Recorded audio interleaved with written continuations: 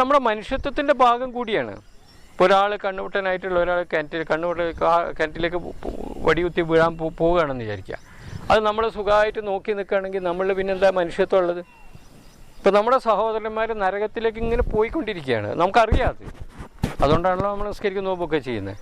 അപ്പോൾ അവരതിന് തടയുക, അവർക്ക് വേണ്ട ഗൈഡൻസ് കൊടുക്കുക എന്നുള്ളത് നമ്മളെ മാനുഷികമായ ബാധ്യതയില്ല. അത് നമ്മൾ ചെയ്യാതിരുന്ന നമ്മളൊരു മനുഷ്യനാണോ? അപ്പോൾ അത് നമ്മുടെ സാമൂഹ്യമായൊരു ബാധ്യതയാണ്, വ്യക്തിപരമായ ബാധ്യതയാണ്. അത് നിർവഹിക്കാൻ നിങ്ങൾ തയ്യാറാവുക മാത്രമേ വേണ്ടുള്ളൂ. ഇപ്പോൾ ഞാനൊരു റിയാൻ്റെ മാത്രം സംഭവമല്ല, ഒരുപാട് സംഭവങ്ങളുണ്ട്. ഇപ്പോൾ എൻ്റെ ഒരു ഫ്രണ്ട് കോഴിക്കോട് ഒരു ഡോക്ടറുണ്ട്. അദ്ദേഹത്തിന് അമേരിക്കയിലുള്ള ഒരു ഫ്രണ്ട് അയച്ച കത്തിലൊരു വിവരം പറഞ്ഞു.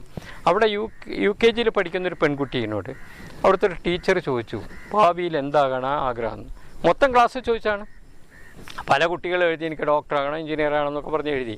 ഒരു കുട്ടി എഴുതി സഹാബാന്ന്. അപ്പോൾ